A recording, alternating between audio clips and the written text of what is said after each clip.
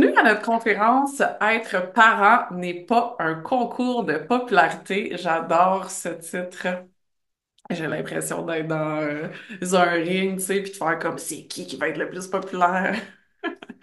Donc, je me présente. Moi, c'est Marie-Lou. Je suis maman de deux enfants. Là, j'ai envie de le dire, ils sont plus jeunes, fait que, mais ils sont pas vieux, c'est comme ils sont moyens. Mettons des pré-ados, genre vraiment sur le bord un d'être très ados. Et j'aime dire avec tout l'amour que j'ai pour eux que c'est des enfants à forte volonté, qui m'ont énormément fait cheminer, qui me font encore énormément cheminer à tous les jours.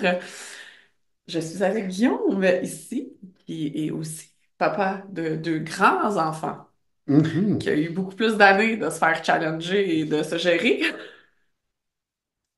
Je sais pas, je trouve qu'il manque un terme à notre dictionnaire pour décrire les individus qui sont notre progéniture, mais qui sont rendus à l'âge adulte. J'aime pas ça dire mes enfants, c'est deux adultes, tu sais. Ouais. Mais oui, exactement. Puis, pour ce que c'est pertinent, on est aussi un couple, donc là, j'interagis avec ses enfants, il interagit avec mes enfants. Ça nous amène une autre perspective et énormément de conversations de parentalité ensemble. Mhm. Faites des tonnes. Des fois, on dirait qu'on parle 75% de ça, de temps de ça, mais j'imagine que c'est le cas de même des parents qui sont ensemble, de parler beaucoup, beaucoup, beaucoup de leurs enfants. Donc, comme je disais au début, c'est enregistré. Toute la conférence va être enregistrée. Demain, la vidéo. Sauf, Oui, sauf la période des questions. On va arrêter l'enregistrement à la période des questions pour préserver notamment l'anonymat. Puis ça va être fait à part. Ça va être fait à part. merci. Puis c'est ça, ça va être envoyé demain, donc vous allez pouvoir la réécouter, l'envoyer à vos amis. Et en ce moment, vous n'avez pas l'option de parler. S'il y a ça va être réactivé là, plus tard quand ça va être la période de questions. Vous avez toujours l'option aussi, si vous avez des questions pendant là, que vous voulez pas les perdre, mettez-les dans le chat. Sébastien qui est là va les dire. Hello! Allô, allô, voilà Sébastien. Les C'est dire ça. pour vous. Si vous avez juste pas envie non plus d'être sur le spotlight, là, c'est toujours une option. Nous, on aime bien interagir avec les gens, donc ça va rester notre préférence de vous entendre dans vos questions et il y a toujours cette option-là. Puis je voudrais rajouter un petit truc, Marilou, si tu permets Ouais, tout de suite. vas-y. Fait que c'est ça, mettez vos questions dans le chat. On va les garder pour la période euh, juste après la conférence. Et puis, si vous avez des questions plus logistiques sur parce qu'on va parler de parentalité, on va parler un petit peu aussi du programme de parentalité consciente et Mhm. bienveillante.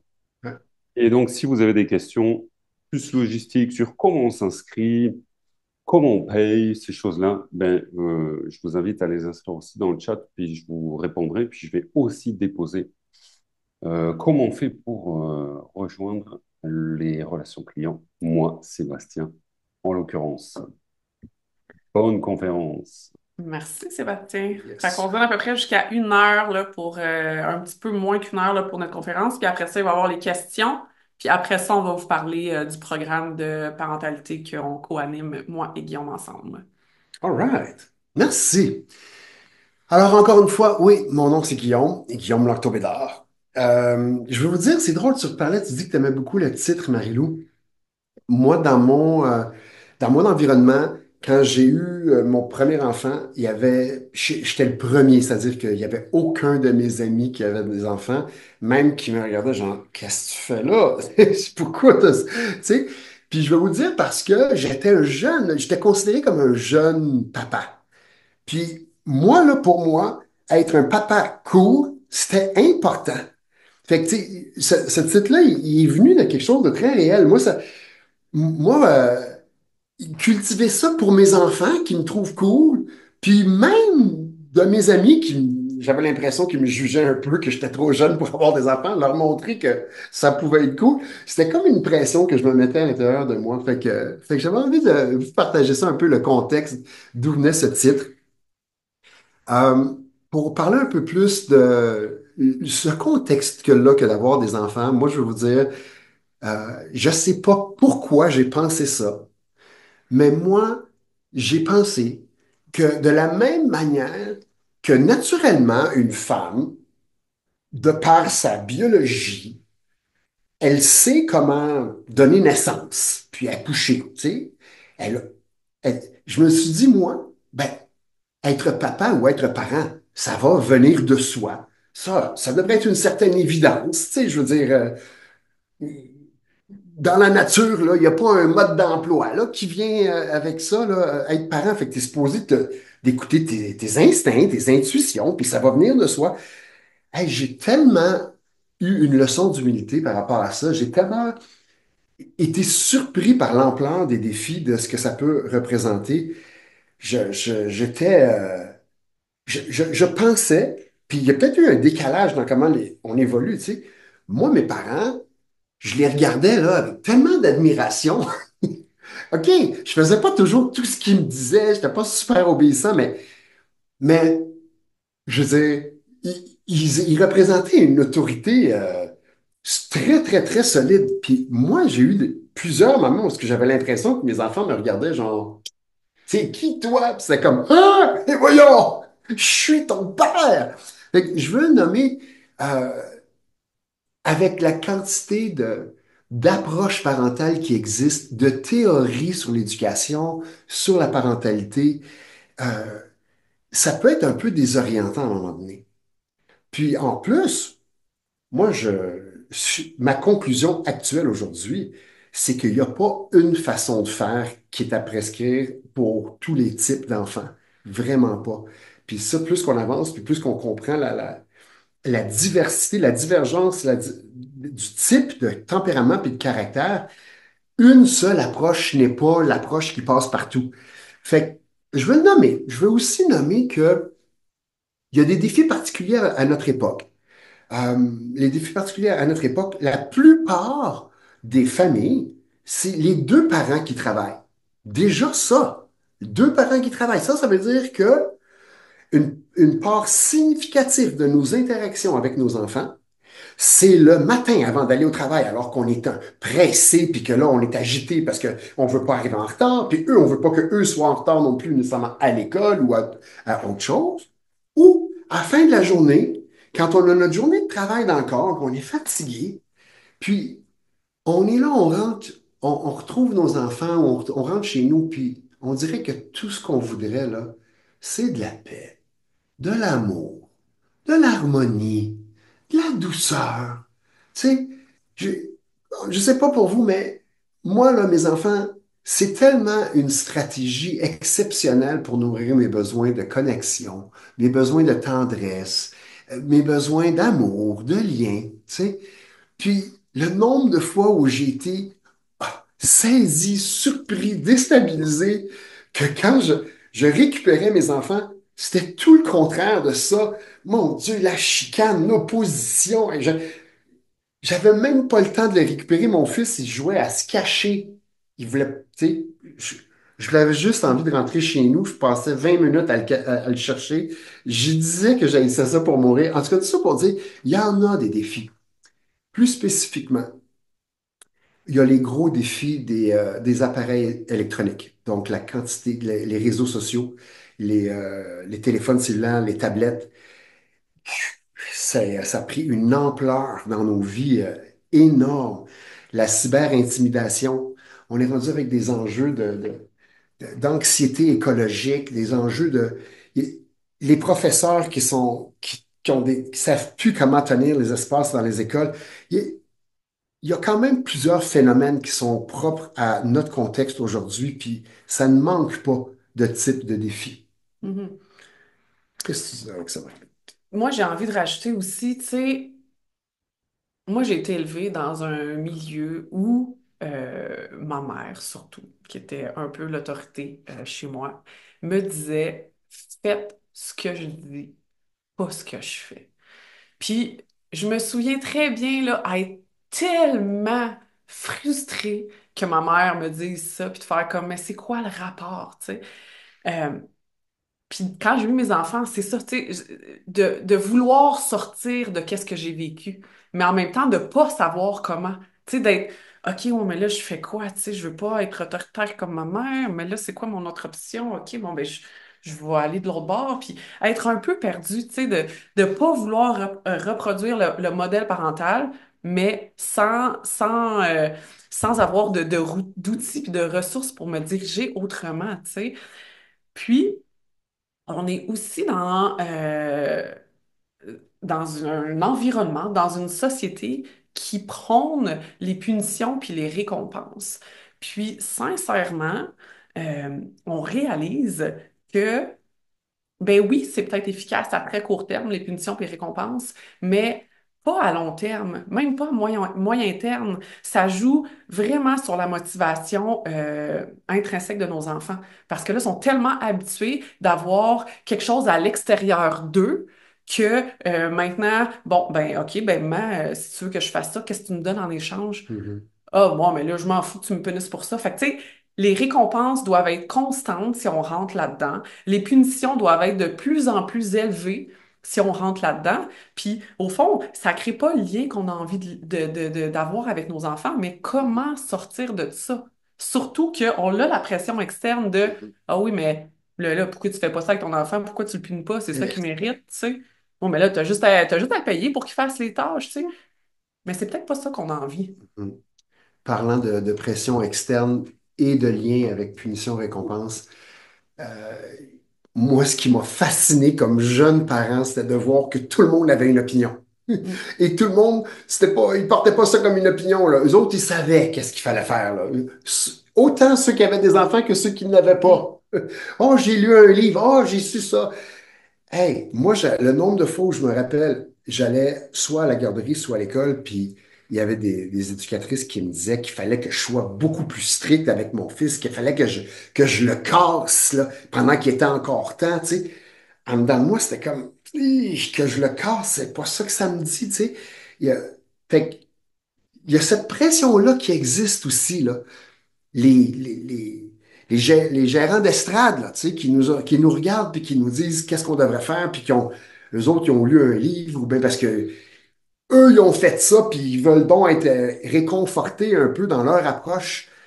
La pression est forte, tu sais, puis de trouver cet espace qui est juste à l'intérieur de nous, c'est pas nécessairement évident.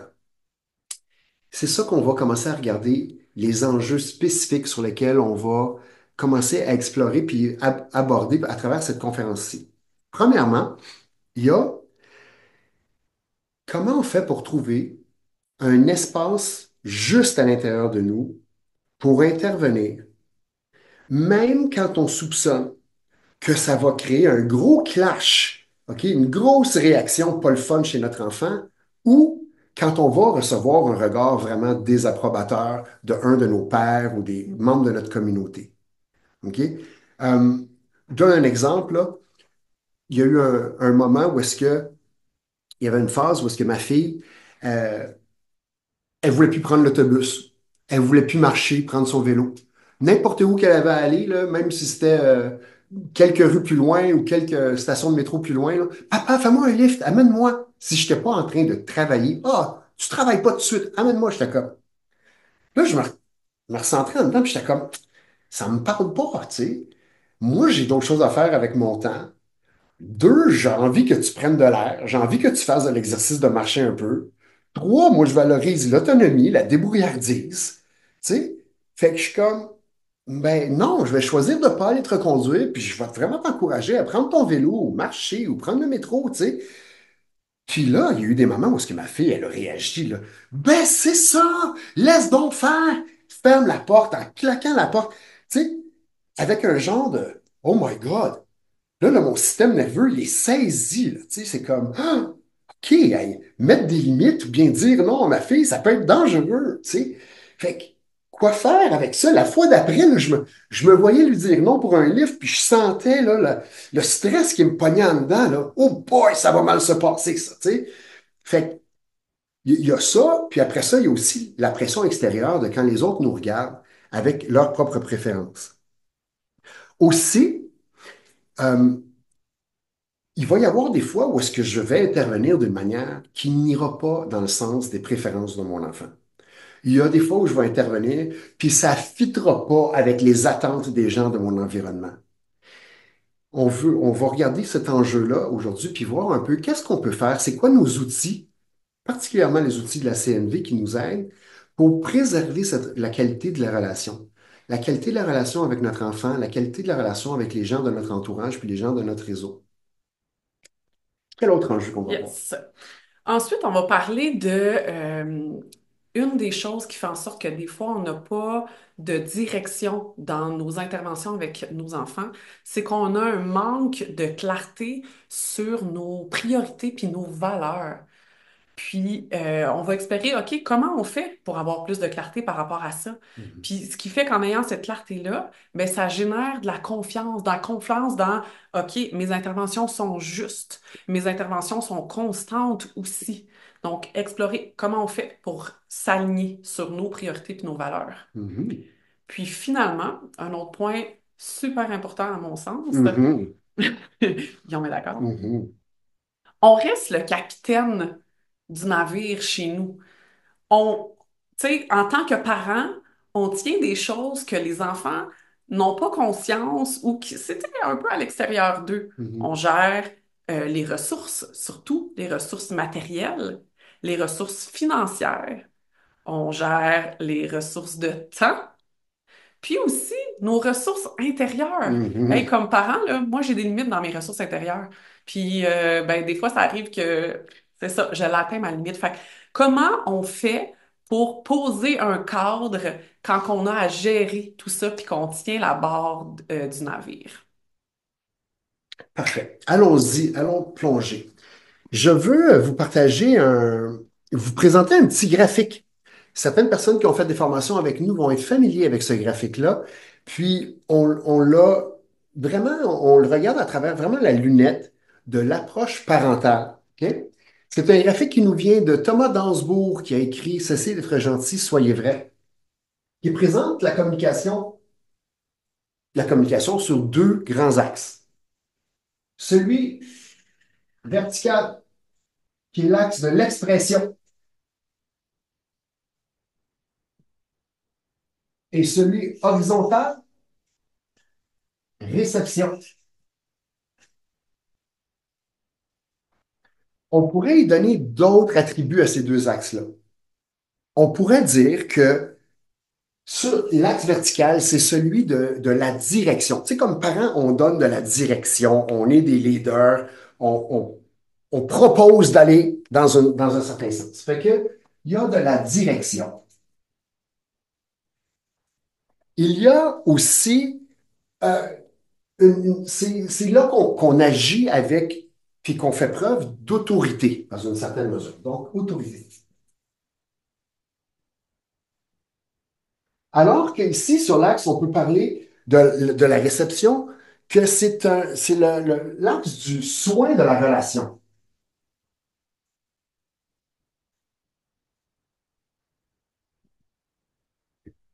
Et que, on pourrait aussi dire que c'est de deux façons, là, on peut parfois se retrouver un petit peu partagé puis déchiré à l'intérieur de nous. Puis la manière que ce graphique-là, moi, il me soutient, c'est d'aider à avoir de la conscience sur ces tensions-là qui peuvent me tirer dans un sens ou dans l'autre.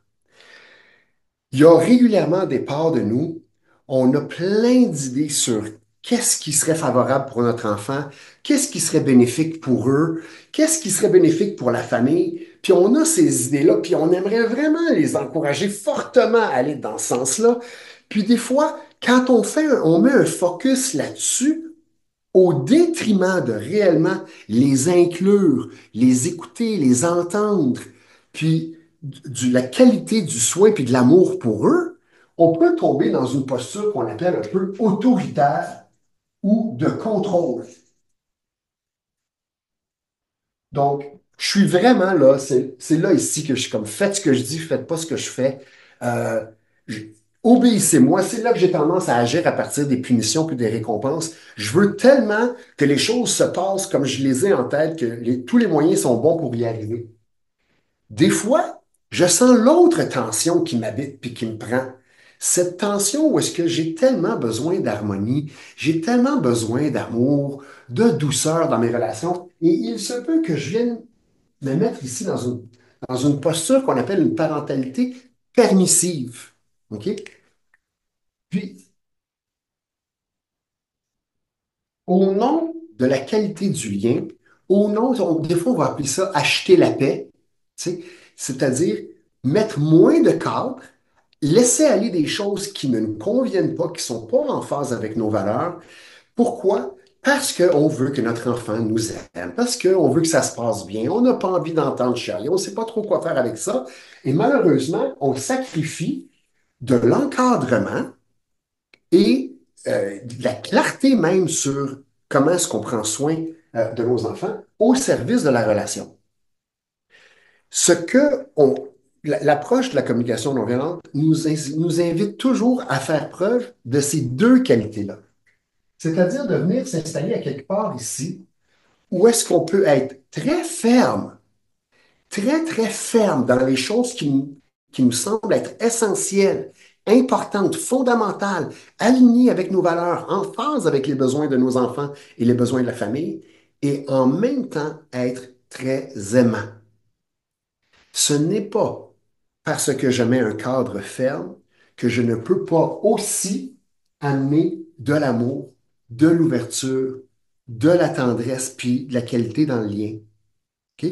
J'aime aussi, Marie-Lou, tu me parlais qu'il y avait une autre façon de le dire. Donc, j'aime ferme et aimant. Puis toi, tu m'avais dit Exigeant exigeant et soutenant. et soutenant.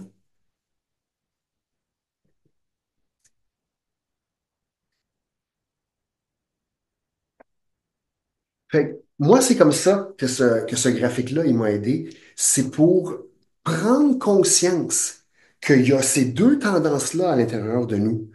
Puis que si on n'est pas conscient que ça peut tirer d'un bord puis de l'autre, souvent, on va agir dans un paradigme ou dans l'autre qui ne sera pas nécessairement au service entier et global de l'enfant ou même de nous-mêmes. Fait que si on voit, on sent la part de nous là, qui veut la paix, qui veut l'harmonie, on veut que ça se passe bien, puis notre enfant nous aime, juste se poser la question, hey, est-ce que je suis en train de négliger de l'encadrement ici? Est-ce que je suis en train de sacrifier, de laisser aller des choses qui, pour moi, ne seront pas vraiment aidantes sur le long terme? Et là, je veux amener un peu plus de fermeté. Et inversement, est-ce que je suis tellement attaché au comportement de mon enfant? Est-ce que je suis tellement attaché à la discipline puis tout ça que j'en viens à perdre un peu de faire preuve d'ouverture puis d'inclusion? Si c'est ça, je veux m'en rendre compte puis augmenter ma capacité d'ouverture, d'inclusion, d'écoute de mon enfant. Alors, quels sont les outils qui nous aident à faire ça? Dans un premier temps, je vais vous dire, là, la vie, la plupart d'entre nous, là, ça va vite. Le rythme de vie qu'on a n'est pas particulièrement favorable à être attentif à ces tensions-là qui bougent puis qui nous tirent d'un bord puis de l'autre à l'intérieur de nous. Alors, une des choses que la CNV nous invite à faire, c'est de ralentir. Pas toujours, mais par moment, quand on sent que ça commence à brasser, quand je sens que je commence à être un petit peu agité à l'intérieur, puis que je me vois peut-être faire comme genre, OK, vas-y, là, va-t'en sur ton écran dans ta chambre, là. Alors qu'en dedans de moi, je me dis, ben, c'est tellement pas ce qui va aider, c'est tellement pas ce qui est bon pour mon enfant. Tu sais. Ou bien quand je me vois vraiment là, comme fermé, sévère, puis comme en train de m'imposer là, sur mon enfant, juste comme ralentir, puis prendre un instant d'interoception, puis dire, qu'est-ce qui se passe dans l'intérieur de moi? C'est quoi qui me tiraille comme ça? OK, il y a peut-être quelque chose en dedans de moi qui a besoin de paix, puis d'harmonie, puis de douceur. OK, je veux le voir, ça. Il y a peut-être des choses en moi qui veulent de la rigueur, qui veulent de la discipline, qui veulent aussi de l'efficacité. OK, je veux prendre le temps pour être à l'affût de ça, être à l'écoute de ça. Parce que si je ne connecte pas avec ces tensions-là à l'intérieur de moi, elles vont agir à mon insu et elles risquent de se faire au détriment de quelque chose de précieux et d'important. Donc, ralentir, interoception, en CNV, on parle aussi particulièrement d'auto-empathie, puis peut-être des fois faire comme, oh mon Dieu, je m'en serais donc passé de cette situation-là. Je suis fatigué. J'ai juste tellement besoin de simplicité en ce moment, tu sais. Puis là, j'ai l'impression que j'entre dans un espace où est-ce que ça sera pas simple, ça va être complexe, ça va être tendu. Je peux-tu prendre une grande respiration puis m'accueillir là-dedans? Je vous dis là, ça a l'air simple, c'est fondamental. Moi, j'ai développé l'art même de me donner de l'empathie avant les situations. C'est ça qui est le fun comme parent, hein? C'est que c'est souvent les mêmes situations qui reviennent. On est capable de les anticiper, ces situations-là. On dit, oh boy, tous les éléments, les facteurs sont là, là. On approche du moment d'explosion. Avant que ça arrive, je peux-tu prendre un instant puis me dire, oh, OK, moi, je sais que je fais ça, là. J'habite au quatrième étage d'un immeuble. Puis pendant que je monte les marches, là, je me prépare. OK, Guillaume, prépare-toi. La maison, l'appartement va peut-être être en bordel. La vaisselle, peut-être qu'elle sera pas faite. Peut-être que tes enfants vont être en train de s'obstiner. OK, c'est peut-être pas ça dont tu as besoin. Parfait. Juste prendre un petit moment là, pour me créer un peu d'espace en dedans de moi, ça me, ça me permet que quand ça arrive, là, je suis pas complètement happé puis complètement décontenancé et je garde un petit peu mes moyens. Je me retrouve à être capable d'être attentif à ce qui bouge en moi pour en prendre soin. Puis qu'est-ce qui est le fun aussi quand on se donne l'auto-empathie préventive comme ça, c'est quand t'arrives puis c'est fait, t'es comme deux fois plus heureux, tu sais. Mhm. Ouais. Ouais. C'est ça, moi? Ben oui, il y avait la conscience des OK. besoins aussi. Tu sais, vous m'avez entendu nommer plusieurs mots de besoins. Il y a des gens qui sont peut-être plus familiers avec ça, ceux qui ont déjà fait un peu de CNV. L'importance d'avoir de la clarté sur nos besoins, d'être capable de nous relier aux besoins des enfants aussi, puis les besoins de la famille aussi. Puis plus qu'on a ce regard-là, et moins on ressent le besoin d'entretenir des formules toutes faites de jugement. Ça, c'est la bonne affaire, ça, c'est la mauvaise affaire, ça, c'est irrespectueux. Tu sais, puis d'être capable d'avoir un petit peu plus de nuances, un petit peu plus raffiné sur qu'est-ce que ça touche, quelle dimension de mon bien-être, quelle dimension de mon épanouissement, le mien ou celui de mon enfant, qu'une certaine situation peut toucher.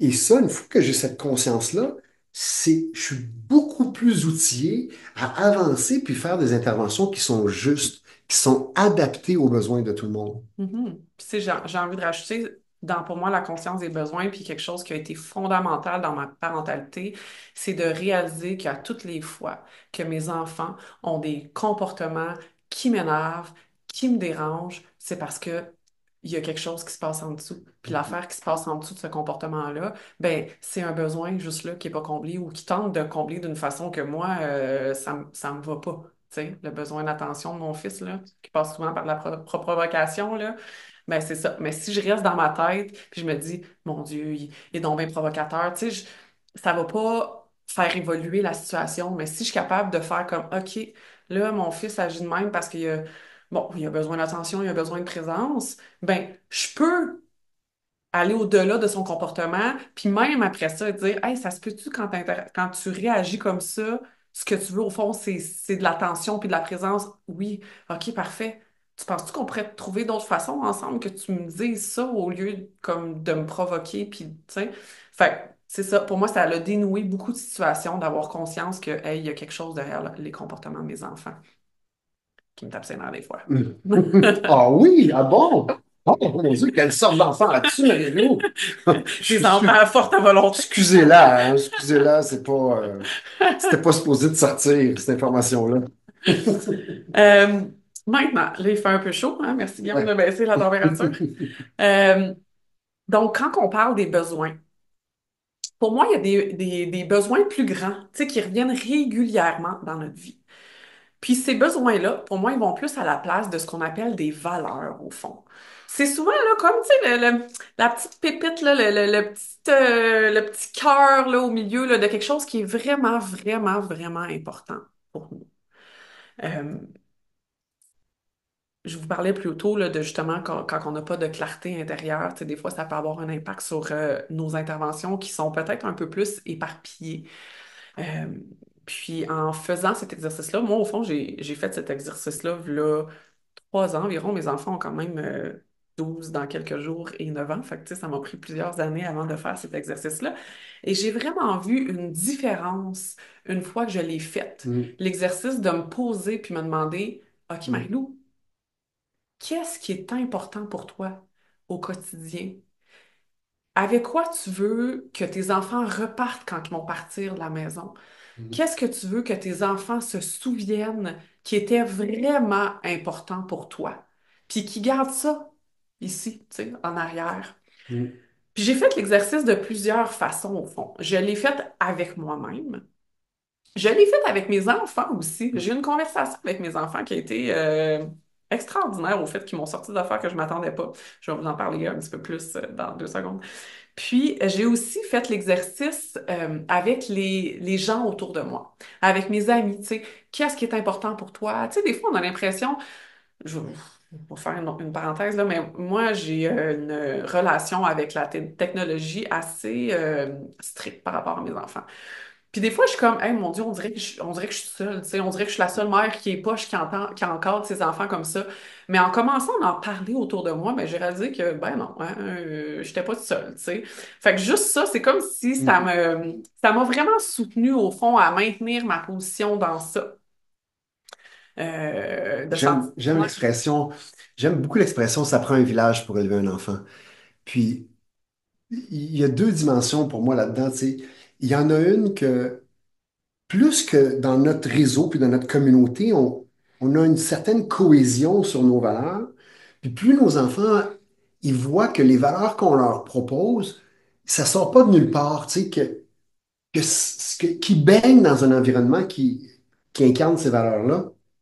Puis l'autre façon, c'est que tu l'as dit aussi, c'est que, tu sais, quand on fait notre intervention en lien avec des valeurs importantes pour nous, de savoir que ces valeurs-là, on les partage à plusieurs, on se sent, comme tu l'as dit, tu sais, on se sent moins seul là-dedans. On est Mhm. plus comme, hey, ça vient pas juste de moi, ça, là. On a réfléchi ça à plusieurs. Ouais. Ouais.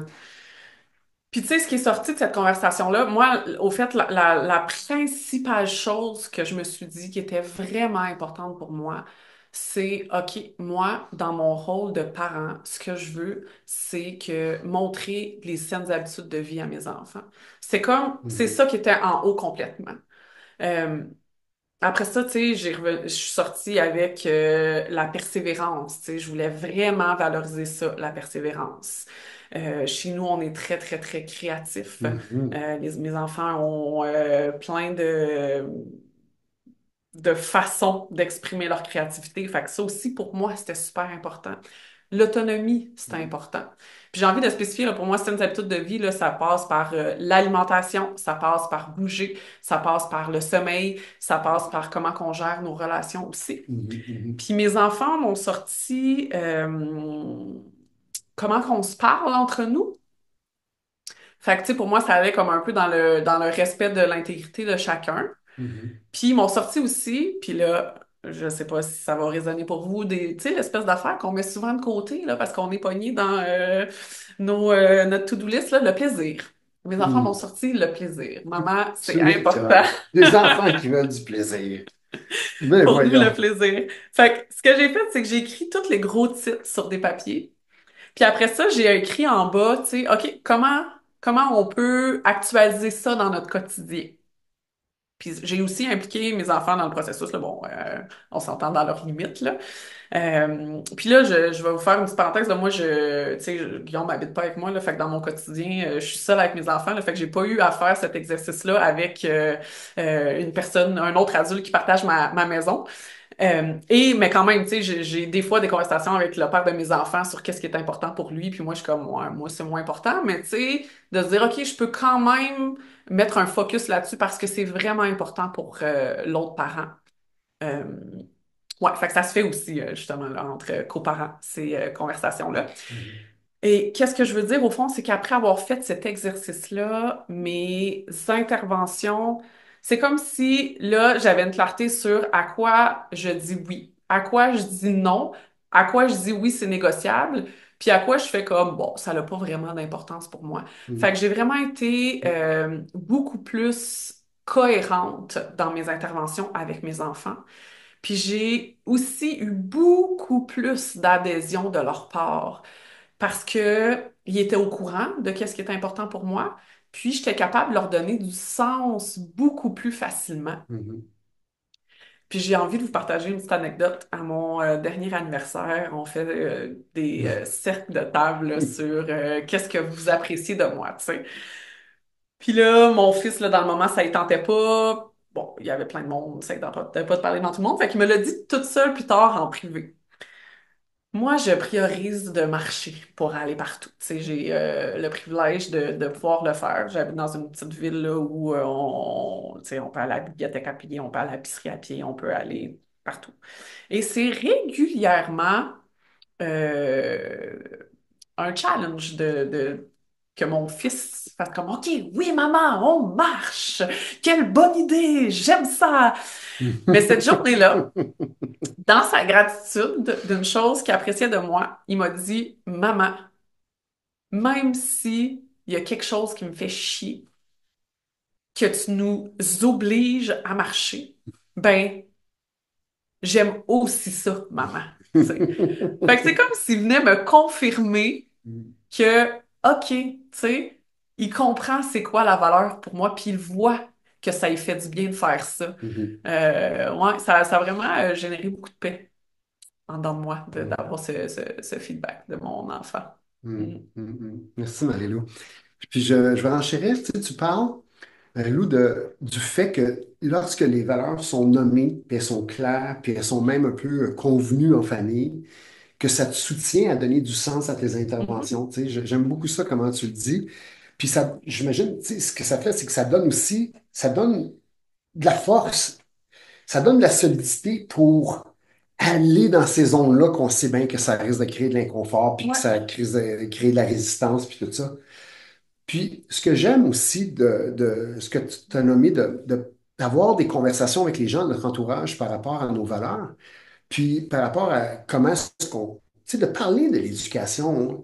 Des fois, j'ai l'impression que tout le monde, il y a tellement de gens qui vivent de la honte là, par rapport à leur parentalité, c'est incroyable. Tu sais, je veux dire, de mon rôle, j'ai des opportunités privilégiées là, pour entendre comment il y a des gens, oh mon Dieu, ils veulent pas que les gens savent comment ça se Ouais. passe chez eux. Là, ils ont tellement peur, ils pensent qu'ils sont tout seuls à vivre ça. Ils se trouvent tellement poches comme parents, puis tout ça, tu sais. Puis moi, ce que je trouve dans ce que tu proposes, d'avoir des conversations en réseau puis en communauté, ben, de un, c'est que ça nous permet de normaliser, de reconnaître comme, hey, OK, les défis que j'ai, je suis pas les seuls à les avoir, tu sais. Fait que ça nous sort un petit peu de ces espaces-là, un peu de honte, de gêne, puis tout ça, de l'isolation. Puis aussi, ça fait que, même si on voit pas tout le monde toujours l'éducation puis la parentalité sur le même, on n'est pas toujours sur la même longueur d'onde, puis on voit pas toujours les principes de la même façon, mais ça donne du sens aussi. Ça fait que des fois, peut-être que j'ai des gens autour de moi qui voient une situation avec moi puis mon fils, puis qui se dit donc que je devrais tout de suite le punir puis le mettre à l'écart à cause de ce comportement-là. Mais s'ils me voient faire autre chose, ils sont capables de relier ça à mes principes, à mes Mhm. valeurs, puis au sens que, tu sais, ils sont capables d'y donner du sens à ça. Puis ça aussi, moi, ça m'aide à avoir le courage nécessaire pour oser des fois faire l'intervention qui me semble juste plutôt que, oh, on me regarde, je vais faire comme ce que je pense qu'ils veulent que je fasse, là, tu sais. Fait que, Absolument. ouais, il y a vraiment une valeur à nommer ces choses-là. Je crois qu'on apprend, on s'échange des trucs aussi en communauté. Euh, Ah oui. tu sais, puis, ouais, non, il y a beaucoup de choses de précieux là-dedans. Fait que, merci. On parle de tout ça, la clarté de nos valeurs, la- notre capacité aussi de connecter avec nos besoins. Puis là, on va voir un outil qui est, tu sais, c'est un outil, mais c'est plus qu'un outil. C'est c'est quelque chose qui s'inscrit dans une philosophie de vie qui est fondamentale à la communication non violente. Et ça s'appelle l'écoute empathique. L'écoute empathique, c'est c'est tellement puissant pour nourrir toute la dimension du soin de la relation. Euh, que ce soit autant la relation avec nos enfants, qui vivent des choses parce qu'on leur impose un petit peu notre volonté, ou que ce soit de l'écoute empathique avec des gens de leur entourage qui sont comme choqués parce qu'on n'a pas intervenu comme ils pensent qu'on aurait dû. Qu'est-ce que c'est que l'écoute empathique? C'est que de prendre un moment où est-ce que je m'engage volontairement, consciemment, à ouvrir mon esprit, mon cœur, mes oreilles, pour vraiment me relier avec la perspective de l'autre, l'affect de l'autre, puis d'être capable de juste m'engager dans cet espace-là, à offrir que ça. Même si j'ai des arguments que j'ai envie d'amener en opposition, même si j'ai envie de régler un problème, tu sais, même si j'ai envie de dire quelque chose, de donner des conseils, de juste, pendant cet espace-là, là, mettre tout ça de côté pour que les gens, autant mes enfants que les gens de mon entourage, sachent que ces espaces-là vont exister avec moi. C'est incroyable lorsque dans nos relations significatives, entre autres celles avec nos enfants, que nos enfants sont informés qu'ils vont avoir des espaces avec nous les parents, où est-ce qu'ils vont être entendus, écoutés, accueillis avec chaleur, ouverture. C'est incroyable comment ça leur permet de savoir que s'il y a d'autres moments où est-ce qu'on est peut-être plus directif, on se comprend-tu que quand il me reste une minute pour partir, puis que mon enfant il est pas tout habillé, puis ça va dans la lunch, je pas fait, puis que je sens que je vais être en retard au travail, puis tout ça, puis là, ça passera pas au travail, puis que, hey, là, c'est peut-être pas le temps de commencer à m'asseoir, puis, hey, parle-moi de qu'est-ce que tu vis en ce moment, là, tu sais. Mais fait qu'il y en a des moments comme parents où est-ce qu'on va être plus directif. Il y en a des moments où est-ce qu'on ne prendra pas le temps d'écouter tous les états d'âme puis tous les sentiments de ce que notre enfant peut vivre. Et plus qu'on est capable d'offrir des espaces à d'autres moments où est-ce qu'on les écoute dans l'écoute empathique, et plus qu'ils vont être capables d'accepter ces moments-là où est-ce qu'on est moins disponible, où est-ce qu'on est un petit peu plus court, un petit peu plus sec, un petit peu plus directif. OK? Fait que puis il y a même des principes fondamentaux de la CNV qui sont connexion avant solution, connexion avant éducation. Si mon enfant il est déclenché puis il vit quelque chose puis il est dans tous ses états, il n'est absolument indisposé à s'ouvrir à quelque forme d'éducation que j'ai à lui faire. Je vous partage un exemple qui, pour moi, là, ça me l'a illustré là, comme en écran géant. Là. Tu sais, j'ai pas pu passer à côté de ce principe-là. On était chez moi, j'étais en train de préparer le souper, puis ma fille, elle travaillait sur ses devoirs de chimie. OK? Pendant que je fais le souper, elle est juste derrière moi sur la table en train de travailler, puis là, je l'entends, elle commence à sacrer un petit peu. Ah, puis la professeure, puis là, ça commence. Elle commence à parler de sa professeure, que c'est une ci, que c'est une ça, qu'elle n'a pas d'allure, qu'elle parle mal, que c'est une.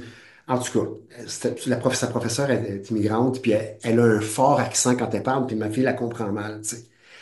Et là, à un moment donné, ma fille, elle dit, Papa, elle est comme ça, ma prof. Non, non, non. Puis là, elle me dit, regarde en plus, je l'ai filmée. Viens voir comment elle a l'air folle. Là, ça tilte en dedans de moi. OK, je peux pas laisser ça aller. Là, j'interviens. Là, Léola, ça n'a pas d'allure, ça. Tu peux pas parler comme ça de ta professeure, filmer ta prof comme ça en plus, puis rire d'elle. Ça se fait pas. Tu sais, là, j'étais totalement ici. Ma fille explose. Ben, c'est ça. Puis t'es de son bord en plus. Puis tu comprends jamais rien. Là, elle est boquée. Elle est boquée. Il n'y a rien à faire. Il n'y a rien qui va avancer. La relation entre nous deux, elle est capote. C'est coupé. Il y a de l'hostilité. Elle est figée. Elle avance plus. Heureusement que j'ai cet outil de comprendre ça. Puis d'avoir la capacité d'offrir une écoute empathique. J'ai pris quelques respirations. Puis je me suis dit, Guillaume, là, en ce moment, ta fille a juste besoin d'écoute. Même si la manière qu'elle l'exprime, ça ne te convient pas du tout, là, elle n'est pas ouverte à entendre tes critiques, puis tes reproches, puis ce que tu as à l'éduquer, tu sais. Fait que j'ai juste fait un reflet. Quelque chose comme, OK, Léola, je comprends-tu que tu trouves ça vraiment difficile de comprendre ta professeure. Elle a un gros accent, puis tu as de la misère à la comprendre. En plus, tu trouves la matière assez difficile. Puis là, la quantité de devoirs que tu as, là, tu te sens dépassé, puis tu es fâché, là, t'es juste frustré d'avoir autant de travail à faire dans une matière que tu comprends pas bien parce que tu comprends mal ta professeure. C'est tout ça. Elle était comme, oui, papa, c'est ça, c'est exactement ça. Je vous jure, genre 15 secondes plus tard, ma fille était en silence. Elle travaillait sur son exercice. Elle a travaillé pendant 45 minutes non-stop, là. Fait que c'est juste pour dire, elle avait besoin d'écoute à ce moment-là. Ça ne veut pas dire que je ne suis pas retourné plus tard, quand elle était plus posée, pour la sensibiliser sur comment que je choisissais de parler de sa professeure, tu sais, puis de filmer sa prof en classe pour tout ça, pour rire d'elle, que je n'étais pas d'accord avec ça, que ça n'allait pas dans le soin de la bienveillance, tu sais, puis du respect, de comment je voyais les choses. Fait qu'on a pu avoir une conversation là-dessus après, mais de se rappeler la connexion avant l'éducation. OK? Puis d'être capable de faire des reflets des fois pour accueillir notre enfant dans sa réalité, dans ses émotions. Ça fait une énorme différence. Quand eux reçoivent ça de nous, leur disposition à s'ouvrir à nous aussi augmente radicalement. De quoi t'enchaînes ça? Toi? Un exemple aussi? Ben, Ou, peu importe. OK. Moi, j'aime bien ton... Il y a un autre aspect, Guillaume en a dit quelques mots, là. Plus que nos enfants sont conscients et savent qu'ils ont de la place pour exister dans la famille, plus qu'après ça, ils vont, je m'en vais dire adhérer, là, ça marche adhérer, là, je peux dire adhérer? Oui. OK. Oui. À, à ça, à notre direction, là, à être ferme.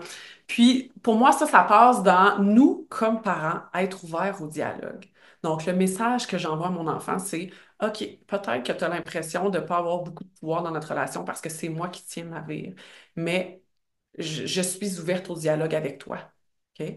Puis, c'est, puis c'est pas être ouvert juste comme OK, viens t'asseoir par moi, puis et voilà, c'est fini. Non, non, non. Réellement, on écoute avec notre cœur. On Mhm. se connecte à qu'est-ce qui est important pour notre enfant, juste là, dans qu'est-ce qu'il vient nous dire. OK? Euh, j'ai un exemple là, qui s'est passé genre dans les dernières semaines, là. Bon, je vous l'ai dit, pour moi, l'alimentation, c'est très important. Tu sais, comme grano, c'est barre, là, mettons, si je me mets une grosse étiquette, là. Et des fois, mes enfants trouvent ça un peu difficile, tu sais, de pas avoir des roulés aux fruits dans leur lunch, de pas avoir des barres full chocolat puis sucre dans leur lunch, tout ça. Puis l'autre jour, mon fils est venu me voir. C'est quelque chose que mon fils fait quand même assez régulièrement, là, venir s'asseoir puis me dire, bon, maman, là, j'aimerais ça qu'on parle par rapport à ça. Fait que, il vient s'asseoir. Il me parle de comment ses amis ont des collations spéciales dans leur lunch, comment il aimerait donc ça, lui aussi, pouvoir avoir des collations spéciales, tu sais. Puis, tu sais, derrière ça, là, je l'entends, là, pour lui, il y a comme quelque chose dans l'appartenance, tu sais, même de montrer, tu sais, comme, bon, j'ai pas juste des lunchs grano que je me trouve un peu weird quand je fais chauffer mon truc vert parce que c'est des épinards que ma mère a mis dedans, tu sais. C'est ça. Fait que j'allais vraiment écouter là-dedans. Puis je me suis ramenée aussi à, OK, moi, mais qu'est-ce qui est important pour moi, tu sais? Fait que j'ai posé des questions, tu sais, il m'a dit, OK, moi, mais mes amis, eux, ils ont des méli-mélos, ou des fois, ils ont des goldfish, ou des fois, tu sais. Fait qu'il m'a donné une coupe d'affaires. Fait que j'ai dit, bon, tu sais, je le vois que c'est important pour toi, que tu as envie d'avoir quelque chose de spécial dans ton lunch. Puis, tu sais, en même temps, pour moi, ce que tu me dis là, c'est un peu comme ce que j'appelle des calories vides. Tu sais, je veux dire, tu vas manger ça, 3 minutes plus tard, tu vas avoir faim. Fait que voici ce que je te propose. Je vais aller à l'épicerie. La prochaine fois que je vais aller à l'épicerie, je vais regarder les choix que tu me dis là. Puis je vais regarder les ingrédients, puis je vais voir, OK, il y en a-tu un là-dedans que je trouve pas si pire, tu sais? Fait qu'il dit, OK, parfait, maman, tu sais, ça me va. Puis j'ai dit, après ça, je dis, ben, je veux pas que ça soit à toutes les jours, tu sais. Non, non, maman, c'est correct, ça pourrait être juste une fois par semaine. Je dis, parfait, tu sais. Fait que là, on met ça dans quel contenant? Il m'a dit la grosseur du contenant. Puis j'ai dit, OK, puis j'aimerais ça aussi que tu mettes 4 amandes au tamari dedans, tu sais. Fait que finalement, j'étais allée à l'épicerie. Je suis allée, OK, c'est bon, j'ai acheté des goldfish. Fait que maintenant, à tous les vendredis, mes enfants ont un contenant de Goldfish avec 4 amandes au tamari dedans. Fait que pour moi, c'était comme de faire le chemin entre voici ce qui est important pour moi, je t'entends dans qu'est-ce qui est important pour toi, comment qu'on se rejoint dans tout ça, tu sais. Puis justement, tu sais, ça fait qu'après ça, quand il y a des affaires que mes enfants sont plus frustrés, ben ils sont capables d'adhérer à qu'est-ce qui est important pour moi parce qu'ils savent que j'ai de l'espace à être flexible puis à me laisser toucher par leur réalité aussi. Je vais juste renchérir là-dessus. Là. Ça, c'est une des choses qui me touche le plus chez toi quand je le vois. C'est que tes enfants ont fondamentalement confiance que s'ils veulent avoir une discussion avec toi, qu'ils vont l'avoir ton écoute. Moi, c'est ce qui est une des choses qui m'émerveille de l'écoute empathique, c'est de se rappeler que mieux on écoute et plus qu'on a accès à des gens qui s'ouvrent. Et ça s'applique aussi à nos enfants. Beaucoup de parents me disent comment ils ont l'impression que leur enfant ne leur parle pas, leur disent pas les choses qui sont très privées, puis ils veulent pas trop se révéler. OK. Mais moi, j'ai vécu ça aussi avec mon fils, tu sais, parce que je ne l'écoutais pas de cette manière-là. Il ne me disait plus rien, tu sais, à un moment donné. Puis c'est là, ça m'a vraiment motivé. Puis je le vois chez toi, Marie-Lou, c'est comme tes enfants n'ont aucun doute que s'ils ont quelque chose à jaser avec toi, que tu vas créer un espace puis qu'ils vont être totalement entendus. Et plus que ça, que, que tu vas être dans une intention sincère de Mhm. les considérer puis de t'ouvrir à peut-être shifter une coupe d'affaires pour qu'ils puissent y trouver leur compte. Puis ça, je le vois comment ça les touche puis que ça augmente aussi leur capacité de d'accepter que leur mère est grano, puis que des fois, ça fait qu'ils détonnent un petit peu dans leurs amis à l'école, puis des choses Ouais. comme ça. Vraiment, vraiment. Fait qu'une dernière chose qu'on veut vous parler. Ouais. Tu sais, Guillaume, il a parlé de l'écoute empathique, il a parlé qu'il y a des moments, on n'a pas de temps, on n'a pas d'espace. Et c'est vrai dans notre réalité de parents, tu sais, des fois, en étant le porteur de la charge familiale, ben on porte les ressources. Tu sais. On porte les ressources financières, les ressources de temps, puis nos ressources intérieures. Fait qu'il y a certains moments pour prendre soin de ça, et même des fois, ça peut être prendre soin des besoins spécifiques de nos enfants. Genre, là, j'estime vraiment que tu as besoin de sommeil, fait que on va se coucher tôt ce soir, là. Fait à certains moments, on utilise ce qu'on appelle la force protectrice. Donc, j'utilise la force dans une intention de protéger un besoin. Mhm. Et dans cette force protectrice-là, notre intention est primordiale. Mhm. OK? Donc, en ce moment, est-ce que je mets une limite ferme parce que je veux punir mon enfant? Ou je mets une limite ferme parce que je veux prendre soin d'un besoin puis des ressources de la famille? Je peux te donner mon exemple, je l'aime vraiment beaucoup. D'accord? Quand mon fils a eu son premier téléphone cellulaire, euh, ouf, il a comme, c'est comme s'il venait de découvrir la chose la plus extraordinaire du monde, là. Puis là, le temps qu'il passait sur son téléphone, là, je commençais à m'inquiéter parce que là, ça faisait qu'il faisait de moins en moins de sport, il allait de moins en moins souvent dehors, il passait plus de temps tout seul plutôt que d'aller voir ses amis en personne. Et puis, je commençais à être inquiété. Puis en plus de ça, très souvent, il se retrouvait à utiliser son téléphone, même passer ses heures qu'il devait se coucher. Fait que là, il dormait mal, il se réveillait le matin, il était tout beurré, tout fatigué. Ça avait là, des conséquences, là. Fait que là, on a essayé plein de choses, on a essayé de discuter, de négocier, tout ça. C'est comme si c'était plus fort que lui. Il n'y avait pas la capacité d'autodiscipline autour de ça. Fait qu'à un moment donné, après avoir essayé plein de choses dans le dialogue, puis tout ça, j'ai réalisé qu'il n'y avait pas la capacité pour faire preuve d'autodiscipline par rapport à ça. Alors, ce que j'ai dit, regarde, dorénavant, à certains moments dans la journée, et certainement à l'heure où est-ce que tu dois dormir, je vais te retirer ton téléphone cellulaire et je vais le mettre à quelque part. Il aurait fallu que vous voyiez ses réactions, là. C'est ça, tu m'aimes pas, puis tu veux juste que j'aie pas d'amis, puis que je sois un rejet, tu veux pas que je m'amuse, puis c'est ça, puis je dormirai pas, je vais rester assis dans mon lit, puis tu sais comme, je veux dire, c'était intense, là, c'était intense, là, ça, wow! Puis j'aime ça dans ce que tu dis, Marie, parce que autant, si moi, j'avais pas de clarté sur mon intention en faisant ça, là, face à sa réaction, j'aurais pas été capable de rester solide puis de tenir mon bout. Je pense que j'aurais lâché. Je suis comme, OK, wow, je pensais pas que c'était à ce point-là, tu sais. Puis, ça m'a aussi permis de lui clarifier. Puis, autant de l'accueillir avec empathie puis de dire, wow, tu sais, je peux imaginer que tu aimerais ça, un, que je te fasse confiance. Deux, tu aimerais être capable de déterminer par toi-même. Tu sais, puis trois, c'est t'aimes ça, l'avoir avec toi, ton téléphone cellulaire. On dirait ça, tu te sens comme plus joyeux quand tu as ton téléphone avec toi. Puis le fait que ce soit moi qui décide, puis que tu ne puisses pas décider par toi-même, on dirait que ça te fait vraiment chier. C'est ça, c'est exactement ça, papa.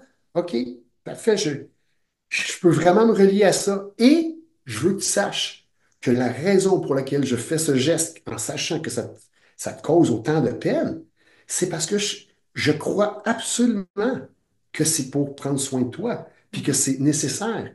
Fait que je te laisse avec, tu sais, j'accepte ta réaction, mais c'est important que tu saches d'où ça vient, mon intention, tu sais. Mhm. Puis d'être capable de le communiquer. Puis quand on est branché là-dessus, notre enfant, il sait qu'on dit la vérité. Tu sais, ils sont capables de sentir qu'on est sincère, puis qu'on est aligné. Puis ben, même s'ils rouspètent, à un moment donné, ils sont capables de voir le sens derrière ça. Oui, exactement. Tu sais, fait que pour moi, dans la force protectrice, il y a ça, tu sais, fermeté, je maintiens la limite, Mhm, je donne du sens.